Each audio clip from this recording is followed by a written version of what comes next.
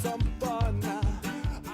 It's time for the Ship's Gonna Happen podcast. Here with a load of laughs, info, and fun, it's Tony B, Dave B, and Timmy D. Before I go alone. Don't ask me this and one more song. It ain't too costly, no, I ain't too cheap, so just relax. I'm on my knees.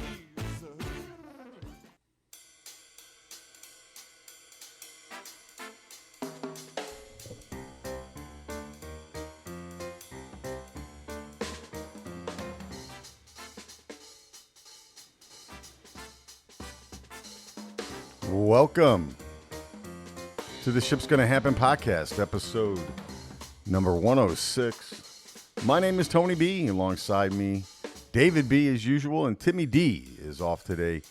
The views of Ship's Gonna Happen are purely news-driven and do not express the views of any transportation provider or any business entity that uses a transportation provider. Why do we do it, David? Transportainment. Kaboom! David's got a great topic today. It was brought up on NPR called Underride Crashes in the Trucking Industry. It's a frontline story. David will cover that. Number two, a great FreightWaves article, a bitter battle brewing in the LTL world. And then I got a little short topic on topic three, which will be some weird things going on in the skies all over the world. That's right. We do it for the transportation. You can see us or catch us on YouTube, Rumble, Spotify, Google Podcast, Amazon, iHeartRadio, Stitcher, and our home website, ShipsGonnaHappen.com. All you got to do is put us in a search engine, and you will find Ship's Gonna Happen. David B., happy Saturday morning. Good morning, producer Tony. Happy Father's Day weekend to you and to all the fathers out there. It's a beautiful Saturday morning. If I could order up 365 of them, I would want all of them to be like this. It's just a beautiful day out, nice comfy day around here. No humidity, which is odd for this time of year. It's just a beautiful day, beautiful Saturday morning right here in Indianapolis.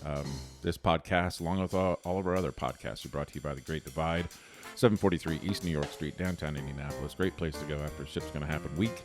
Great place to go to kind of unwind, get a great meal, have a few cocktails, chat it up with the locals. Just a great place to go unwind. Jen and her crew do an awesome job at The Great Divide. So if you're ever in town, stop by there. Tell them that the Ship's Gonna Happen podcast sent you in there. Producer Tony, it is just happy Father's Day weekend. You too, brother, man. You got your dad in town this weekend, Yeah, don't you? he arrived yesterday. We're going to go to the Hank Williams Jr. concert. Okay. Tear it down a little bit. And, All right. But I got to tell you, you and I recently were at the Great Divide, and they have that nice outside area in the back, right? Patio. With that big old tree that just shades the whole area. Just a great setup to be in a downtown area like that. Right, yeah, very nice. Very nice setup, and it was quiet, even though it's literally right next to the interstate, but it's still relaxed. Wouldn't know it, though. Great place to go, yeah. Unless you looked up. Well, shoot, man, you've been doing good? Good, yeah. Thanks again for having us into your home on this Saturday morning, and it's nice. Your yard, even though we've been going through a drought, you can't tell it with Tony's yard because it looks immaculate as always. Man, thank you, brother. I've been attacking it a little bit with some early morning water, trying to get that early morning mist and dew inside the stem system. And whatever it is you do, you just, again, I know I've said it a million times that this should be your job when you go into retirement. I would love that, man. I would love to do that. Take care of a golf course or something. There you go.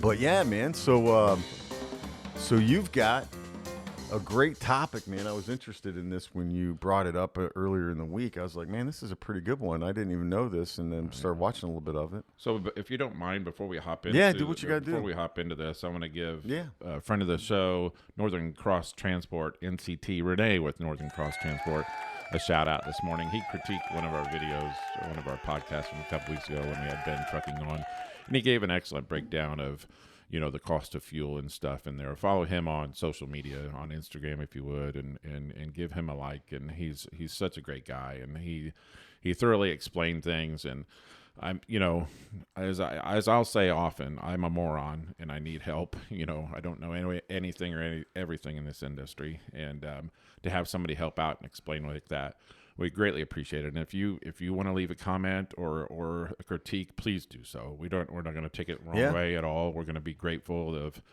your help or your input. And Renee, you're the man.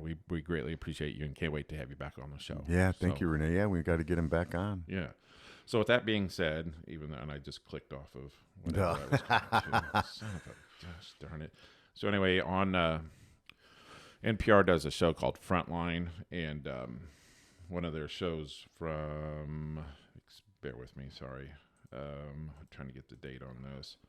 From 3 days ago, the name of the documentary is America's Dangerous Trucks. And the article or the story goes on to talk about underride crashes. So that area between the underneath of the semi to the ground, on how easily some cars can get in an accident and kind of it's not good for the driver. Before. Yeah, it's not good for the driver. And what safety precautions can be taken by the truck manufacturers to make sure that either these things don't happen or the blow is quote unquote softened, and how the trucking companies don't want to spend less than $200 to upgrade a trailer on to make it safer for these guards to be put on. Excuse me. What do they got to do? What do they have to? So it would be adding. Yeah, thank you. So on the trailer part, right? Right. Yeah. So it would be adding to the bottom. They would be kind of guardrail type things that they would put on there to help alleviate these crashes from happening. So when before I started watching this video and I saw the headlines and kind of read what it was going to be about, David's got to sneeze. Yeah, no, I got a burp is what I got to do. I don't want to, and it's kind of sitting right there on my stomach. So anyway, when I kind of, and I hate it when I do this, but I objectively or thought about like, you know what, people just need to pay more attention when they're driving. And I know that sounds insensitive, but you could be inadvertently, right? Right. Yes. But there's so many people, and anybody else listening, please chime in. Please don't ever hesitate to let us know how you feel.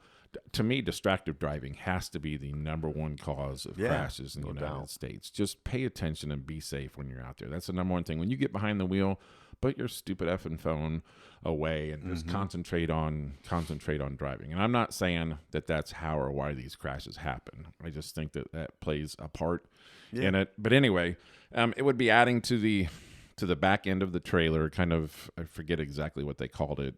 I watched it twice, but I didn't retain it as well as I should have. And then with some guard rails or some guard things on the bottom. Yeah. And the people in the industry are trying to fight from doing that because they're like, it's not necessarily going to make it 100% safer. It'll make it safer, but it's just not money that they want to spend. And it's an interesting read, and it kind of gives you.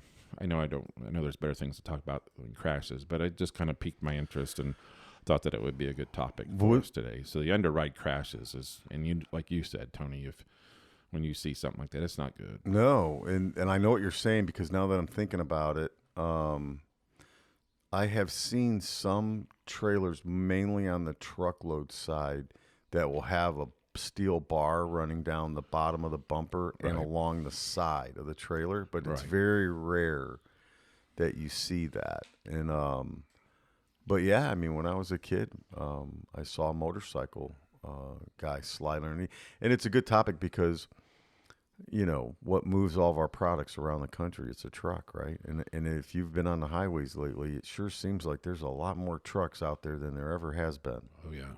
Yeah, definitely. I mean, you would, to your point.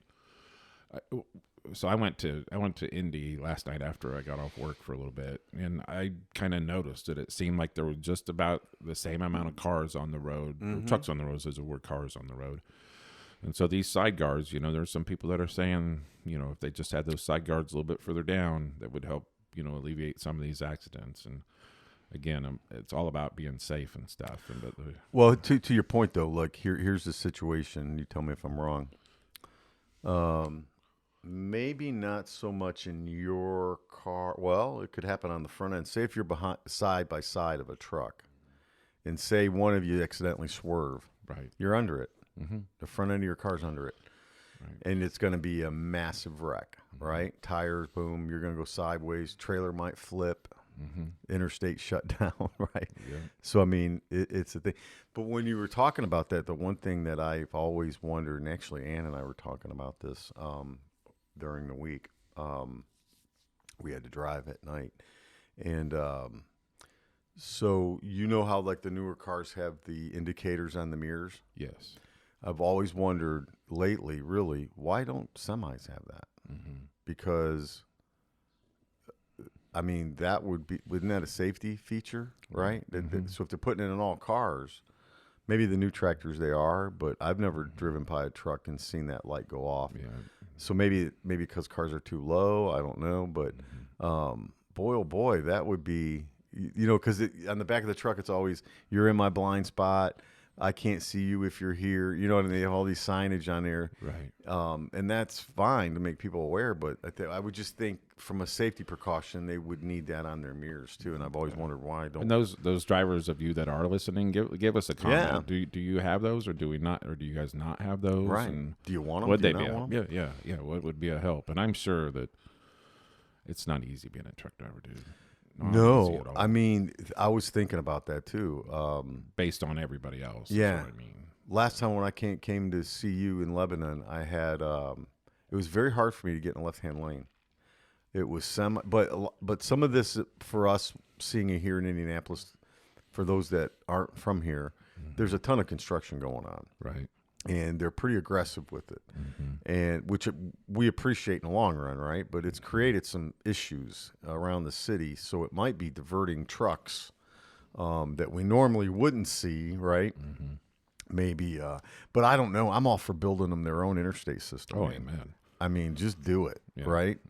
And let it happen. And I mean, that would be a good thing. I think safe wise. So Yeah. Driving over here this morning, I tried to pay more attention than what I normally do. It's about 45 minutes for me to come over here, and I'm always really good. I think I'm really good about paying attention to what's going on and not being distracted. But this morning I tried to pay more attention than I normally do to kind of a little bit of what everybody else is doing, and just the amount of distracted drivers out there is just crazy. When you hear about stuff like this, should it be that every 7 to 10 years we have to go back and be retrained on, taking a driver's course with the emphasis being safety on us as automobile drivers and stuff? Just thinking out loud. you would think it would be a little more strenuous, right? Than just because I mean, I don't think I mean, when's the last time you took one? When I was in high school. Right. I mean, it's like, and then they take it away from you when you're 80, right? They're like, As they should. Or, they finally take it away. But yeah, I think it's an ongoing educational thing. Plus, what I've been thinking lately too is I got a new company car, right? it's nice. Very nice. It's nice, man. It's awesome that they buy you a car like that. And but like it kind of tries to stay in the lane. And Stay in your lane. yeah, so I started thinking like it has all these alerts and stuff. And I started thinking like maybe the way humans are progressing, it might just be wiser to have automated. I was never for it, but I'm like maybe if it just drove itself, we'd all be safer. I don't know. I mean, Tesla has accidents, I guess, but I don't know, man. To your point with that, though, so when you and I were driving to Indy the other day, you did seem more aware. I mean, maybe it was the newness of the car, or maybe it was whatever. But I mean, you're right with that. It was always trying to keep you in the lane that you're in, and kind of correcting it. And maybe that's what needs to happen a little bit, where people kind of to make people pay attention more. If you get too close to a car, this like alarm goes off. It starts flashing. I'm like, man, that frick. I needed that years ago. But then is there a part that you can just turn that off then? Yeah, you can turn it off. See, then that's probably what most of the people would do. Yeah. Like turn it off and not even pay attention. I think like they ought to. There's a lot of things I think they can do, and I think it's coming. It'll get safer. I hope. And I think it has overall, but is the main safety issue part of it is people being distracted? Is that the main safety problem? I think it's people. Yeah, it's got to be, man. Because people, when they get in, at least in my opinion, when somebody gets in their vehicle, they think they're at their own little world and that nothing else around them matters. Well, and I think you and I talked about this too. You're absolutely right. The thing I noticed about with the new 2023 car. And it's a base model. It's not has a lot of bells and whistles, but the way the phone connects to the car is 10 times better than what it was, and the display is really good. There's a feature in there where you can't use your phone when you connect it. You cannot use your phone, and I thought that, man, that's awesome. So. Maybe the future is you get in the car, your phone connects to the car, right? And then if you touch it, you can't touch it, right? So that maybe that's where we need to head is because I kind of like that, because if I got a text and it just came up on the screen, right? So I didn't have to look down, grab my phone, get distracted. Still, maybe shouldn't. I didn't read the text. I just saw that it popped up. Yeah. But a phone call will come in and tell you who it is, just like on your phone. Right. So I thought it was more beneficial to have it set like that. I've had a few younger Uber drivers lately that they have their phone and they put it in their lap while they're driving, and they look down to see where they're going. Put your effing phone up where you can see it if you need to. Crotch wreck. God, come on. It's like it's a crotch wreck. Jesus. Yeah, that's silly, man. That's Anyway, silly. Good topic. But just being safe, I think, is the main purpose of it. But if you get a chance, we'll try to put a link up for that show. Is that possible? Or yeah, I was going to ask you. description? I pulled it up here on YouTube. It's I'll put a link on here. It's If that's possible. America's Dangerous Trucks full documentary Frontline. Like David said, this was released 4 days ago. So pretty extensive. Here's a comment. As a former 48 state truck driver, the side guards would really help.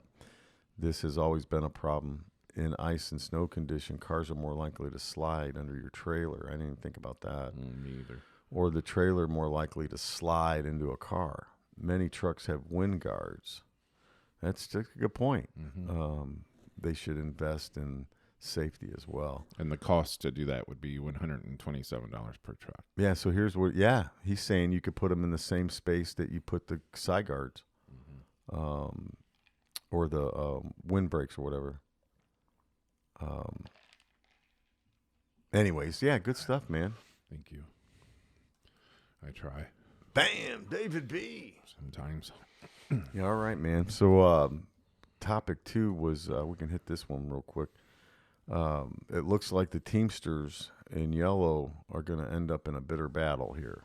They're already they're starting off a little bit, or aren't they? Yeah, so YRC's wanting to merge their one-day network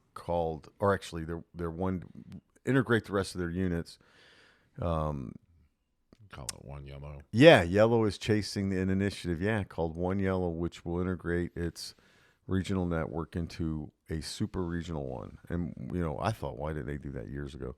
It may sound like a humdrum change. And this article is from Freight Waves. You can catch this article on Freight Waves. It's entitled How Teamsters and Trucking Giant Yellow Ended Up in a Bitter Battle. And just so you know, unionized trucking companies claim 22% of the LTL revenue. That's when I first started, it was probably 50. And I think if I read that, the article that I read is, and Yellow has 10% of that 22. Yeah, right, right. And there's a lot of smaller regional unions that we don't know of. But it says here, it may sound like a humdrum change in operations, but merging networks have proved controversial. Yellow seeks to close 24 of its 300-plus facilities and join them with nearby existing terminals.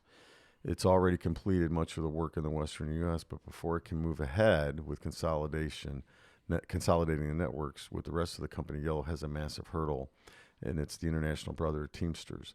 The union, which represents 22,000 truck drivers at Yellow, has rejected proposals for the consolidation. Nearly 1,000 truck drivers will see their jobs drastically change. Saying the union, YRC is based in Maybrook, New York, about 75 miles in New York City, is paid for each mile he drives during the May 28th to June 3rd pay period, according to a pay stub viewed by FreightWaves. He earned $36 before taxes. He usually doesn't load or unload freight. Under One Yellow, this driver that they're talking about would likely be converted to a new role called utility driver, where he would be expected to handle the freight, take more local jobs. He would have to take an hourly rate that he typically only earns when he is waiting to be loaded at docks, about $27 per hour. So the union's hedging with this a little bit, but we've seen this type of stuff before. The harsh reality of this is they've got to do what they got to do to survive, right? And the other side of it is, because we've seen this with the ports, with unionized, when they're wanting to do the automated stuff, and they fight against it. And it's all about protecting their jobs, and I get it, but some of it's a necessity, though. I mean, back in the day, didn't the roadway drivers didn't they work the dock too? Yeah, that's a good point, man. That's a great point, David, because that's something that's changed over the years. So in the union environment, you used to be able to bid jobs on the dock and remain on the dock. But you're right. Yeah, roadway made a shift change, and probably the late 90s, early 2000s, where they wanted every dock worker to be CDL certified. And it forced a lot of the drivers to get off the dock and because you had great workers, 20, 25-year employees, 10, 15, whatever, that were highly skilled. And some of the best dock people I've ever been around in my life. And roadway forced them to get in which I think in the long run, they all appreciated that. I was going to say, I remember like roadway drivers talking about, well, after I do this, I got to go back and work the dock. Nobody complained. Oh yeah. Then the other part was, you had to, Then the other part of that was they never, I'm glad you brought that. The other point of that was they never had to touch the freight. And then once that they shifted that, then it was, then you're going to unload your trailer, do all that. So a lot of them had to go work the dock when they got back. So, and now line haul drivers that are having to wait for loads, they'll force them out to go work the dock and until their load's ready. Really? But you have, but sometimes it's tricky with that because you're dealing with hours of service, right? So you don't really want to go work the dock for 3 hours and then, hey, your load's ready, because they're going to have to take in 3 hours. They're going to have to cover that 3 hours and break. So, but they do. I think now it's in an ideal world, you want the driver coming and somebody being there to take the freight right off the trailer, or you drop the trailer in the yard and you call it in with a switcher later on at night, and you start, because really the freight in this industry doesn't really start moving until about 8 o'clock at night. And then all the relays are matching up and getting it off the dock. But things have changed is what you're basically saying So Tony and I have good friends that work at Yellow, and we don't want anybody to lose their job. No. But there was part of an article, and I don't know if it's that same article, where they're like, we're out of money in August. Yeah. So Yep. Just weird how this is going to go. And Tony and I just got done 2 weeks ago talking about how it's been kind of quiet in the industry for a while, and there's not been.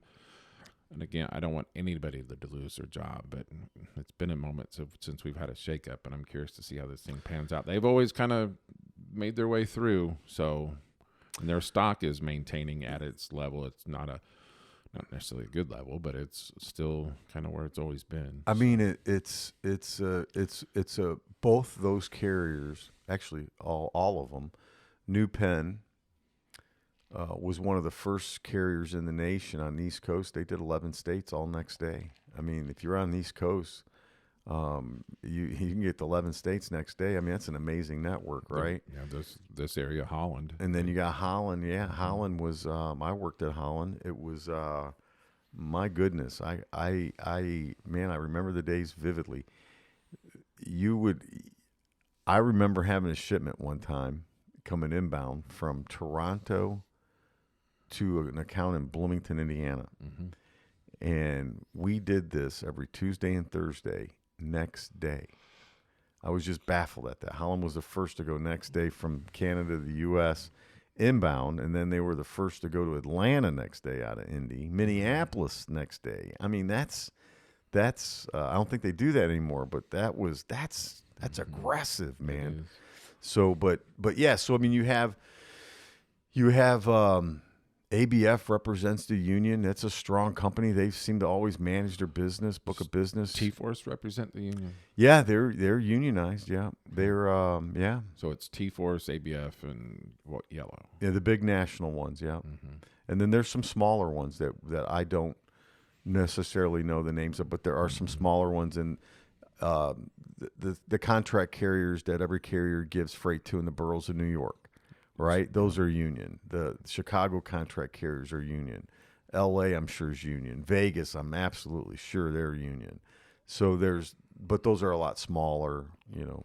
But you look at the course of, the years you and I have been in this industry, and the carriers that haven't lasted have been the union carriers. Have been the union, and that's I mean that's and think of the day when CF went out. Yeah, that just shocked the shit out of everybody. Well, here's something, and this is the problem, and I don't know if you would hope that they've settled these type of things, but so here's an instance that I had one time.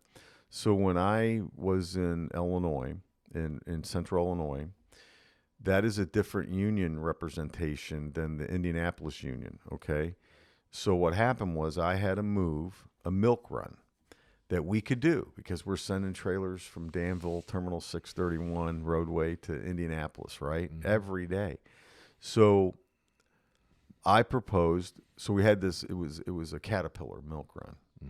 So, and we hit all their facilities. It was amazing. I'm like, this is a no-brainer. We can do this easily.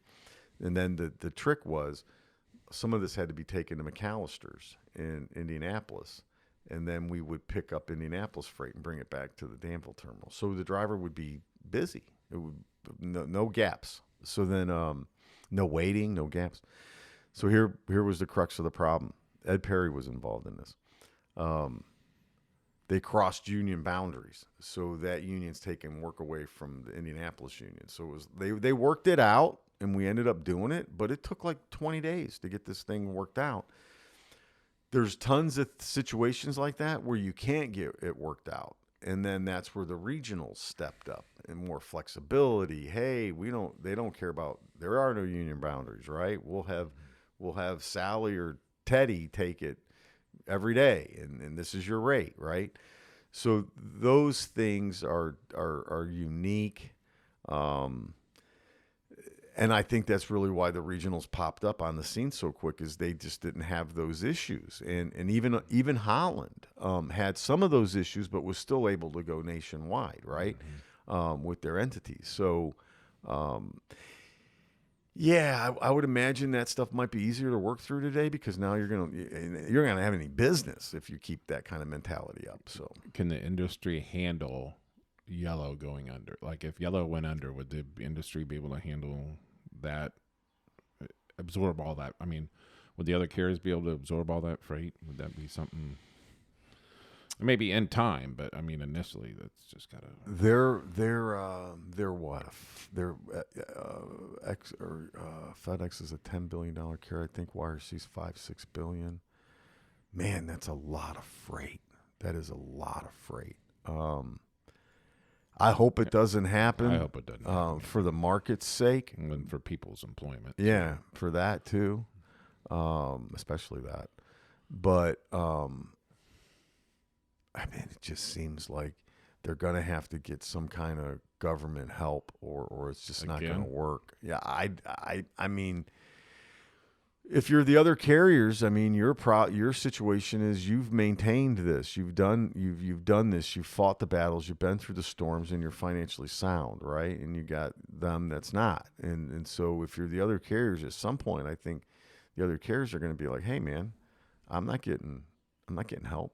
I mean, some of that's happened already a little bit. So, what was it? 2008, probably about when the government bailout, they were deemed as an asset to the nation. And Stimulus. I remember then that there were certain carriers that were just as aggressive as hell to try to get business from them, and trying to.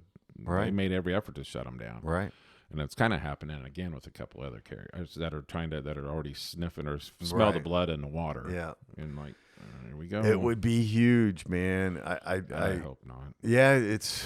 Oh man, I don't know. But how many more times do they need to be assisted?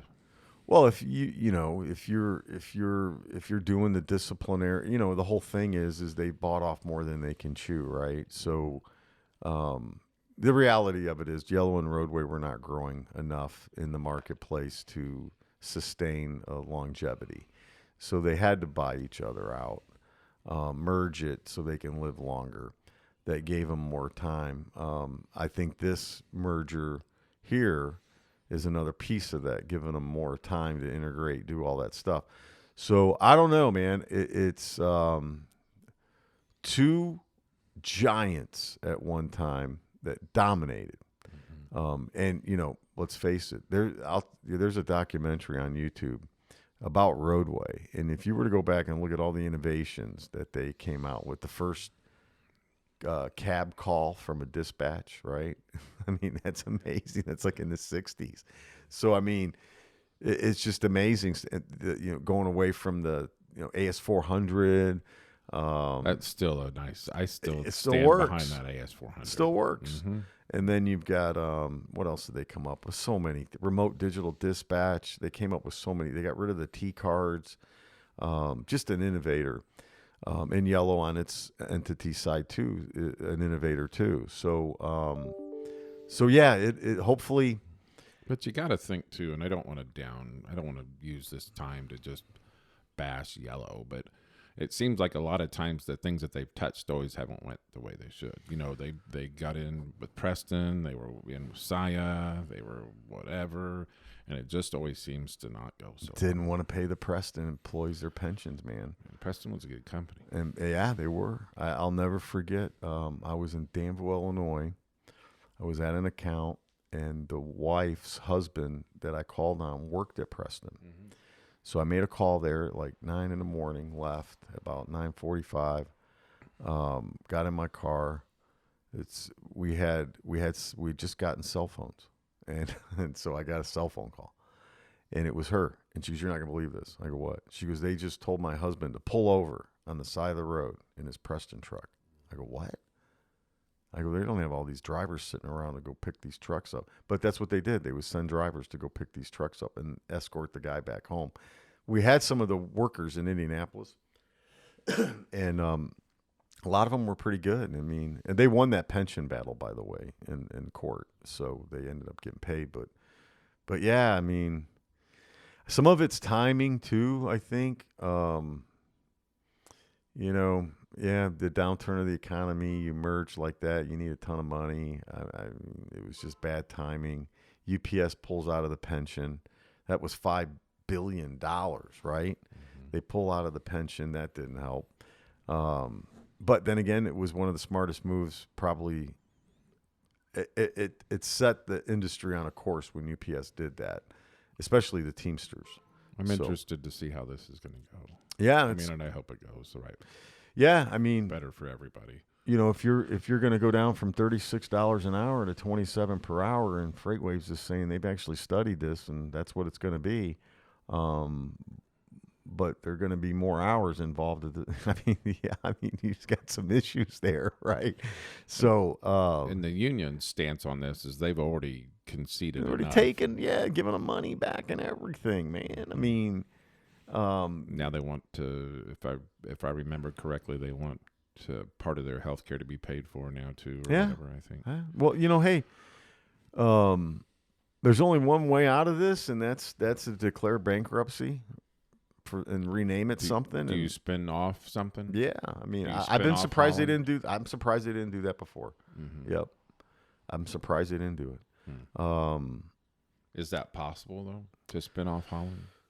What's probably the saddest thing I seen in this whole thing was Holland was a pretty good ran company, and all of a sudden they're struggling. It's like that's the one entity that probably shouldn't be struggling, but yet they are because you touched them and you kind of damaged them. So, but you had no choice but to do it. So, to survive the Big Daddy, right? So it's like little brother, like Big Brother beat up little brother, so Big Brother could survive, but I don't know if it was. I always thought the smartest thing for them to do is declare bankruptcy under the YRC entity and roll out with a new name and champion the Holland network and next day. And you know what I mean? That's the market. They still spend money. I know. Just saying. Yeah. Well, they always have. Mm-hmm. They always they've have. never not. Yeah. They've never not spent money. Yeah. Roadway was the only place I ever worked that would yell at you if you didn't spend your entire budget. Mm-hmm. They'd be like, "Hey, you're going to lose your budget." I've been out with those budgets. You've been on. Dave's on the budget. Yeah, there's a serious. category for there you. Used to be in the Roadway days. There used to be. They used to have a thing where that if your bar. I don't know why I'm choosing a bar, but if you're out at a bar and your bar tab gets to $200 and they would just cash it and run it again.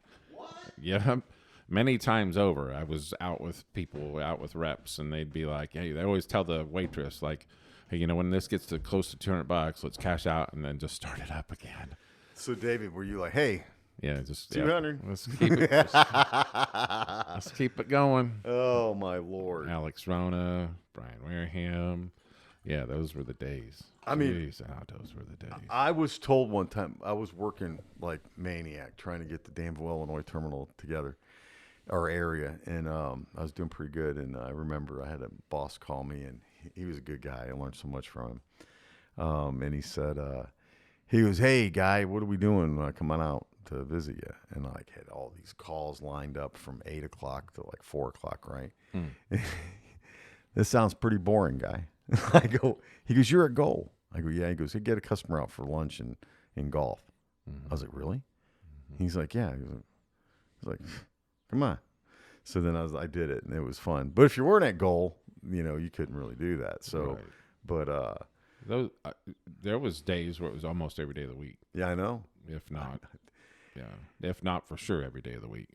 Those days are gone. Oh my God, long gone. I mean, Roadway it was incredible. It was. I mean, you worked hard. There's no doubt about that. You were held to account, but you played hard too. Mm-hmm. and I can remember going to dinners with vice presidents of the company at St. Elmo's. Yep. And they're not worried about anything. Not a thing. You're buying another round of martinis. Yeah, coming. First time I ever tried Sambuca with a coffee bean in it or whatever. Okay. Got the golf, the Akron course, Firestone. Okay. Roadway owned a condo on the golf course. Got to go there and spend the night in the condo. It was unbelievable. 2 years ago, was it 2 years ago? I think it was 2 years ago or last year, whatever. I would go to Nashville and see a concert at the stadium. Yeah, they know how to entertain. With a suite. Oh, yeah, I can't beat that. And paid for the hotel rooms. Right. Then you work at UPS, who has all these tickets, and nobody uses them. Bad enough. You're like, what? I trashed them. I trashed them about a month ago just because they're not the way they used to be. I trashed them, not expecting a response. And I got one. I don't remember the gentleman's name. Yeah. And I go, "Look, dude, I didn't actually expect anybody to respond to my complaining that you're not worth a poop. But here's why you're not worth a poop. You don't. I'm no more. I'm a grain of sand in the Pacific Ocean to you, and it's just not the way it used to be." And he goes, "Tell me why or whatever." And so I told him why I didn't respond to my takedown at all. Yeah. He just blew me away, or blew me off. Like, meh. Well, check this out. Whatever. Would you? This is shocking. UPS. If you were to measure countries and companies by dollars, UPS would be the I know I'm right on one of these. They're either the 83rd or 88th largest economy in the world. UPS. Bigger than this country of Sri Lanka. Right. I mean, is that amazing? That. Yeah. I mean, that's wow. That's it is. There's, So if UPS is that, then where's FedEx? FedEx is probably going to be in the top 200, I would imagine. UPS is double there. So I'd imagine they're going to be, well, to answer it. But then Sri Lanka's barely bigger than, revenue-wise, barely bigger than FedEx. Then what's just maybe I shouldn't add, but what's Amazon? I mean, Amazon seems in that bunch then too, or what? Well, yeah, Amazon and them would be Google, Amazon, Apple, they're all, Tesla. They're all going to be probably, they would be more than UPS. You know, so but I just remember that at UPS seeing that stat and I was like, what? And I looked it up and it's real. So, but yeah, so well, in their union, we didn't talk about that, right? Their union, but they don't seem to have. I thought they came to an agreement. They have recently on their. Well, and I think the economy feeds into their into their network more than the economy feeds into the LTL network per se, even though it does. But there's more small package opportunities than there are getting a skid, 48 by 48 skid. But I was always shocked working there at how many packages they did. Just unbelievable, the people that ship out packages, small packages. But, hey, man, it's a good topic. Yeah, very much so. So, David B., if I were to say to you, do you believe in UFOs? What would you say? So I got to see it to believe it, and I've never saw one to believe it. So, but you know, I'm that way with a lot of stuff. So it's a good way to be. Yeah. So I will say this, that as big as the universe is, there has to be something, some sort of other life form, not necessarily in our form of life, but there has to be some sort of life form out there. Have you seen the news lately on it? I have not. Yeah, it's been kind of not on the mainstream, but it's kind of been hitting. There's been some whistleblowers come forward that said, saying that the Roswell was real. Okay. And that there was aliens. Okay. And we have alien machinery that we have captured. Okay. So there's a category now. And anybody wanting to listen to this, you can go YouTube Dr. Stephen Greer, who did a presentation last week. And then David Grosh, I think is the guy's name, was the whistleblower coming out from one of the intel departments that's been on the news. News Nation is one of them that had him on there. But essentially, they're saying that it's a real thing and that there's a category of UFO extraterrestrial vehicles, and there's UFOs that we made. Yeah. And that we've been snowed on this whole thing since the 40s and 50s, that we've duplicated some of these things and we're flying them around. We're the ones doing it. Us and maybe other world entities that know about it. Why is this such a taboo or secret of all things, why the F is this a taboo or secret thing to be kept quiet about? I don't know. It's so interesting because part of you wants to be like you like you just said when you opened up, there's got to be some life out there, right? And then part of you though is like, because when I was thinking about this, I thought about this a couple nights ago. I was watching Dr. Stephen Greer's presentation, and it's pretty good. You ought to go watch it on YouTube and do your own opinion on it. But I was sitting there thinking, like, this is so far fetched. Like, am I a nut? You know, watching this, believing in this, right? And it's like, but it's so intriguing. So yeah, they're saying that there's secret bases around the United States that holds these things, and they've been able to fractionalize it out, departmentalize it, or compartmentalize it so that they can keep it a secret. So if it was all within the military, they don't think they'd be able to keep it a secret. So, but I go back to like when I was in the military and the stuff I saw. Right. That was already, they would tell us like, this is really cool, but you'd be baffled and go, what? And then they're like, but this is like, if we got this out today, then it's 20 years behind what we're 30 years what we're working on. But I don't understand, why is it secret? Well, what they're saying is the military's using, and that's a good question, is they're using it as a secret. They're keeping it a secret because they're using these devices to scare us, to control us. They're going to act like there's a worldly UFO invasion. And I'm like this thing right here. yeah, like your cell Holding phone. up my phone. That's a UFO. But yeah, I mean, well, hey, you know what? Your phone is more powerful than the Apollo missions, computers that sent Apollo to the moon. I would, yeah. Probably. It's amazing, though, right? So our phones are what? The 248 computer was the first one to come out, monochrome. Our phones are more powerful than that, than the 386 Pentel 2. Remember that? So going back to the analogy of, like, you know, I'm no more than a grain of sand in the Pacific Ocean to UPS. I mean, if you look up at the night sky, we're nothing compared to the universe. Billions and billions. Have you ever seen a UFO, David? So no.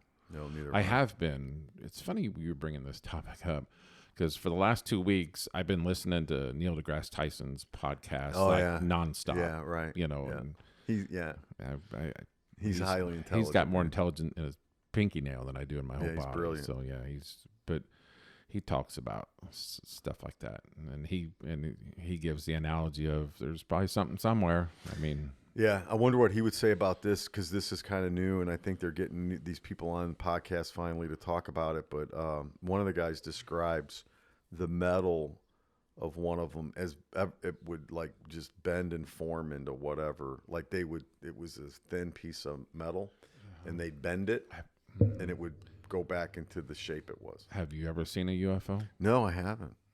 No, I haven't. And I'm so oblivious to stuff that I would probably, even if I saw it, I probably wouldn't even know what I was seeing. Well, I'll tell you what, knowing now that we may be making some of the, well, what they're saying is we, like our military's been doing this and like scaring people on purpose. So what I was thinking, I told Ann, if I ever see one, dude, I'm running. I am not going anywhere near that thing. I am getting the hell out of Dodge. I may flip it off and then run away. I've never and I don't mean to go back on this, but I just have never understood why something like this has to be quote unquote secret or top secret information. I don't get it. And why is that Roswell area so effing protected? I mean, they'll just shoot you down. Apparently, because they got aliens there, David. They've been hiding aliens there. So what's that theme? The theme for that one show is running through my head now. E.T.? No. What's that, like Mulder and whatever, the Close Encounter? No. I don't know. Somebody's listening, knowing what I'm talking about, but I don't. Sorry. I'm not a big TV guy, but anyway, one of those eerie themes is running through my head. Was it a UFO type thing? Yeah, I don't know. I'm not a big TV guy. Yeah. I don't know. So we'll see if this is all real, I guess, down the road. But the whistleblowers coming forward. And Dr. Stephen Greer, is that right? Yeah, Dr. Stephen Greer. Okay. I might have to check that out. You know, hey, somebody walks up to you today. I mean, if it's Tracy, you're probably going to react different, right? But I mean, hey, I just saw a UFO. I mean, you kind of be like, checking this person out, like, is this dude all there? Did they just drop you off? Yeah. Are you the alien? Yeah. Holy cow, dude! Where's your vehicle? Yeah. Did they drop you off and kept going? Did you laser down? Did you just float down? Yeah. I mean, you think like you know, like, did they beam you up or beam you down? Or beam you whatever? down. You just think that these people might be something wrong with them, but I don't know. I mean, I've never seen one. I don't, and hopefully never do. I mean, but you ought to go see this, and they've got like the UFO extraterrestrial vehicles, and then they show you the man-made ones, and they kind of look similar, but you can tell a little difference. But anyway, it's seems to be a hot topic, and it's interesting. So some whistleblowers coming forward saying that we definitely have vehicles we found. That always seems like one of those topics that's like, look over here topic, Yeah. like where if they want you to be distracted from something else that's more important going on. Oh, like, no, the world's not falling apart. UFOs Look over here. Look this way. No, over here. Here. Yeah. But, There's 46 wars going on in the world. But hold on, wait. right, Look, there's aliens. There's a disc in the sky. So my whole thing is this, right? So I was thinking about this. This probably sounds stupid. But you hear all these, they describe these aliens and all this stuff. And there's people that say they were abducted by these aliens. And so I had a comment on one of these YouTube channels. Seemed to be, made some people unhappy. And then some people thought it was funny. But no one's ever asked these aliens, what kind of food do they eat? Mm-hmm. Are they hungry? Mm-hmm. It's all these descriptions of skin color and I was in eyes. They're with their eyes. And I was in this UFO for it seemed like hours, and they were probing me and just lots of weird. It's an exit, not an entrance. Just a lot of weird stuff. So if you Google, I'm going to Google UFOs and good topic. UFOs here. There are 505 million search results for. That seems low. I expect you to use billions with a B, is what I would. Oh have my assumed you would have God! said. You got Harvard saying they can build a UFO. You got whistleblower raises questions about a former missile officer. UFO. He's saying we got UFOs. What was that? Israel scientist. One of the top. This was the one that first made me think about this. Israel's top scientists had said, if I can pull it up here. Okay, here's what it is. Former Israel space security chief says extraterrestrials exist. Yay. And Donald Trump knew about it. So, former Israel space security chief sent authorized shooting into the sky, saying that Earthlings have been in contact with extraterrestrials from a galactic federation. I mean, this is not a dumb guy saying this, right? So, it's just weird. Anyway, I don't want to wear anybody out with it, but it's just my thing is if these things you're obviously get through our planet, they're smarter than us. They would have already invaded us and conquered us, right? So maybe we're the hostile ones. We're just a flyby state. We're just a flyby planet. Yeah, they're probably. just like a bunch of morons. Yeah, keep going. They don't want anything to do with us. Right. We're stupid looking to them. Yeah. Yeah. Look at how they act and look at what they do. Yeah. And look at how they treat one another. They're just going to keep going right by. This dude's brain's no bigger than the bird flying, right? Morons. Yeah. Yeah. Just like, the Ship's Gonna Happen podcast? Yeah. The guy's, one of the kids, aliens, is looking down. Let's stop there. And they're like, nope. No. Just keep going. No, do not. It's probably the redneck planet of the world, right? Oh, yeah. Probably of the universe. the universe, the galaxy. Yeah. The ostracized. Oh, my God. The ostracized family member that's just, nope, not them. Stay away. But so here's the part that bends your brain, though, that makes me think this shit can't be true. You're telling me that some entity can get here from bazillion miles away. If that's the case, then we're all pretty stupid, right? I mean, and if they wanted us, they would have already done it, right? So either they're non-hostile or it doesn't exist, right? Yeah, or they don't give a shit about us, or that, or like you said, we're just a big old cow pasture, right? And they're dumping their waste out when they fly over, right? But yeah, like all these descriptions, I just thought it was funny. No one talks about like they're always skinny, thin, great shape, right? Aren't we? No. So I'm like, what are they eating? Yeah. What are the aliens eating? Right. That'll be the next thing. Alien diet, right? Oh, yeah. Somebody will discover. I bet if you brought that up, Google searched it, I bet there already is an alien. You know diet. what? I'm gonna do it. Some nut job. There probably is. In New Pal, Indiana. Yeah, I uploaded it last night. What is an alien diet consist of? You're listening to the Ship's Gonna Happen podcast. 166. Oh my God. See, I told you. What does an alien, this is an article from 1998. What do extraterrestrials eat? A team, oh my God, I gotta click on this. A team, what do extraterrestrials eat? A team of American biologists is stating to explore the possibilities of weaning Earth bacteria onto a diet that they would not normally encounter on this planet. We don't know all the possibilities. Blah, blah, blah, blah, blah. They don't know what aliens eat. But there's lots of articles about it. What do aliens eat? Oh, my God. Oh, my God. If there were aliens, what would they eat? What food would they eat? Oh, my God. Here's a nutritional method and guide for an alien. It's like if they come to Earth. Here's what to do and what not to do. Don't feed them cheese. Oh my God! Or whatever. Hopefully they don't eat all of our animals. Yeah. We won't have They're anything allergic to peanuts. Oh my God! Yeah, they're probably allergic to Earth. Yeah. Yeah.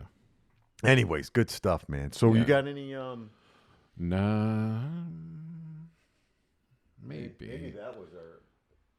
Maybe that was our random thought this week. Unless you got something. Yeah, maybe. I'm gonna use my smoker when I get home. I haven't. Go for Father's Day. Yeah, I'm gonna try something different. And if any of you listening have any suggestions for like snack items or whatever for your smoker, I'm gonna smoke some Cheez-Its today. So I found a recipe for smoked Cheez-Its. I'm gonna get. Never had that. No, me either. But it looked and sounded good. I seasoned them up before I left the house this morning, and so when I get home, I'll just fire up the smoker and then. How long does it take? Hour and a half. Wow. So, like, if you made your own Chex Mix, like at home, when I do that, it takes an hour to do that. So, I don't have anything else going on today. So, I'm going to do that. And maybe try something else different, too. So, just a Father's Day weekend. So. They're going to have a big day for you tomorrow? No, I don't ever want them to do nothing. Just leave me be. You know, I'm not saying stay away, but just leave me be. Yeah. I'm boring anyway. You and I, that's the thing you and I have in common. We're both kind of boring people. Boring. So the dudes are boring. I'd rather be boring. I'd rather just. You're listening to the most boring podcast. The boring Ship's Gonna Happen podcast. If you're still listening, those of you still listening. If the aliens haven't got you by now. Right. Yeah. Exactly. Great day, Producer Tony. You Thanks too, for brother, having me. man. It's always good. Happy Father's Day. Happy Father's Day to you and all the fathers out there, yeah, man. Definitely. All you truckers. Follow us on any social media. Smash that like button. Click subscribe. Give us a thumbs up. Please feel free to leave a comment. And we don't take their comments at any other than at face value. And we appreciate it sending us in the right direction because we're morons. So. Hey, hello. David, thank you, brother. Happy Father's Thanks, Producer Day. Tony. Yeah. Have a great weekend, brother. You do the same.